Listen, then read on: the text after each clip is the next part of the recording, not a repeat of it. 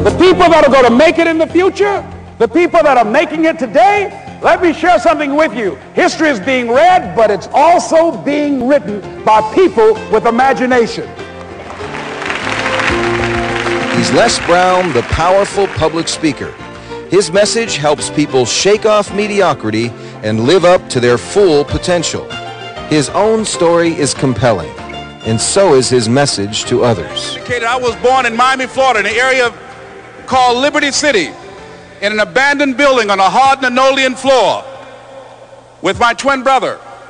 We were 6 weeks of age. We were adopted. When I was in 5th grade, I was identified as EMR, labeled educable, mentally retarded, put back from the 5th grade into the 4th grade, and stayed in that category until I got out of high school. I don't have any college training, but I met a high school teacher who one day changed my life. I was waiting on another student, and when he came in, he said to me, "Young man, go to the board and write what I'm about to tell you." And I said, I can't do that, sir. He said, "Why not?" I said, "I'm not one of your students." He said, "It doesn't matter, follow my directions now." I said, "I can't do that, sir." He said, "Why not?" I said, "Because I'm educable, mentally retarded." And he came from behind his desk and he looked at me. He said, "Don't ever say that again.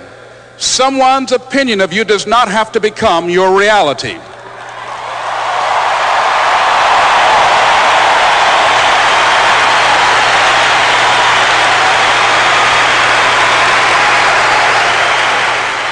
One of the things that I gained from listening to Les was being able to be more focused at work. If there were challenges taking place, rather than allowing them to scatter my energy, I would focus on what I needed to do at that moment and get it completed. Les Brown, Emmy Award-winning public television personality and author of the best-selling book, Live Your Dreams. What's one of those keys that will begin to help us to discover the secrets to our dream? Here's what I want you to repeat after me, please, with power and conviction. Say, "It's possible." It's possible. That's all I want you to do when you look at your dream. Just say to yourself every day, "It's possible." So find some reasons that can keep you strong when you want to give up. Find some reasons that can help you get out the car when you want to drive past the agency. Some of y'all know what I'm talking about. When he talked about having personal growth before you can attain professional achievement, and when he said better selling begins with a better you, that put the focus on the kinds of things that I can do myself in taking charge of my life, and when I do that, everything else falls in place. See, here's what I'm looking at. What are the uses for your life right now that you haven't even reached for yet? See, I believe that when you don't have enough encouragement to act on your dreams or ideas, or you're not enlightened enough, that life will act on you.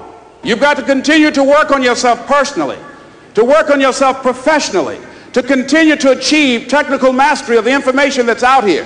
You've got to set high standards that will begin to set the pace on how customers are being treated, who are voting with their dollars. You've got to decide to be relentless. You've got to decide never to give up. You've got to find some reasons within yourself that will give you the stamina when life catches you on the blind side to get back up again, to keep on calling and coming back again and again and again.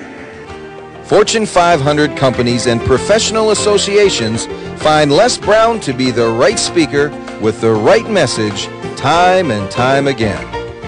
So every day I was working to develop myself. And that's what you must do. And as I was working to develop myself, I applied for a job as a disc jockey, WMBM on Miami Beach. I went to a guy named Milton Butterball. I said, "How you doing, Mr. Butterball? I'd like to get a job as a disc jockey." He looked at me, he said, "Do you have any broadcast background?" I said, "No, sir, I don't." "Do you have any journalism background?" I said, "No, sir, I don't." He said, "We don't have any jobs available." I said, "Yes, sir." I went back to Mr. Washington and I told him. He said, "Don't take it personally." He said, "Most people are so negative, they will have to say no 7 times before they say yes." He said, "Go back again." So I went back again. I said, "How you doing, Mr. Butterball? My name is Les Brown." He said, "I know what your name is. What do you want?" I said, "I'd like to know whether or not you have any jobs as a disc jockey, sir." He said, "Didn't I just tell you yesterday we didn't have any jobs?" I said, "Yes, sir, but I know whether or not somebody got laid off or somebody was fired, sir." He said, no one was laid off or fired. Now get on out of here. I came back the next day. Hello, Mr. Butterball, how are you? He said, fine, what do you want now? I said, I'd like to know whether or not you got any jobs, sir. Didn't I tell you the last 2 days we didn't have any jobs?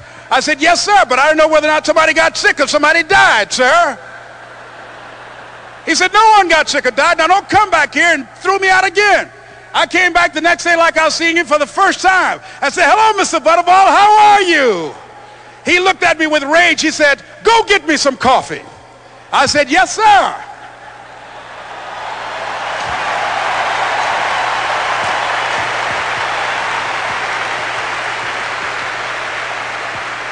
And I went to get him some coffee. After a while, I would get their lunch and dinner, and I would go in the control rooms and take the disc jockeys their food, and I would not leave until they would ask me to leave. Then they started trusting me to pick up entertainers that came to town. Entertainers like the Four Tops and the Temptations and Diana Ross and the Supremes. I would drive them all over Miami Beach in the disc jockeys' big long Cadillacs. I didn't have any driver's license, but I was driving like I had some.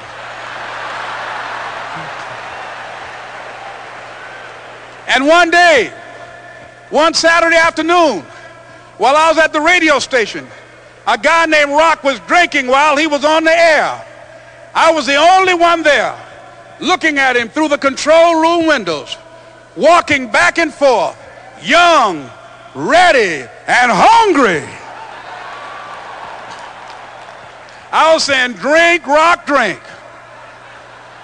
Drink, Rock. I'd have gone to get him some more if he'd asked me to. Pretty soon the phone rang, and it was the general manager. And I answered the phone. I said, hello? He said, Les, this is Mr. Klein. I said, I know. He said, Rock can't finish his program. I said, I know. He said, would you call one of the other DJs in? I said, yes, sir. I hung the phone up. I said, now he must think I'm crazy. I called my mom and my girlfriend, Cassandra. I said, y'all turn up the radio and come out on the front porch. I'm about to come on the air.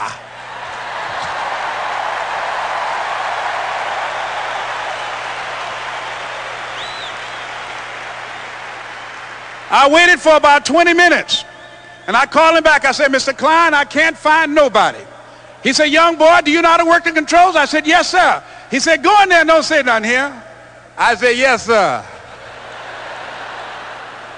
I couldn't wait to get behind those controls. I put on an old Stevie Wonder record called Fingertips. I sat down behind that turntable. I said, look out, this is me, LB Triple P. Les Brown, your platter playing papa. There were none before me, and there will be none after me. Therefore, that makes me the one and only. Young and single and love to mingle, certified, bona fide, indubitably qualified to bring you satisfaction, a whole lot of action. Look out, baby, I'm your love man. I was hungry.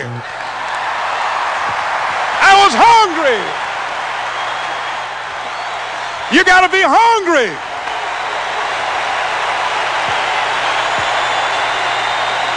Les has the ability to inspire people to pursue their passion, to live their dreams. And whether they're in sales or personnel, or whether they're just a machine operator, it's very, very important that you have some passion for what you're doing. And Les inspires people to have that passion.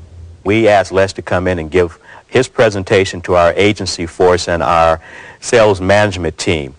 We wanted to kick off our promotion with a great deal of excitement, and we knew Les would bring enthusiasm to our entire sales force. We wanted to break new records and set new heights in our sales, and that's exactly what Les Brown brought to our agency force. So I say to you, whatever your dreams are, whatever you want to do, march forth. This is Mrs. Mamie Brown's baby boy, Leslie Calvin Brown, saying, it's been a plum-pleasing pleasure as well as a privilege. Thank y'all here. Thank you. Thank you. He's Les Brown, and he delivers. Thank you. Thank you very much. You're very kind. Thank you. Thank you very much.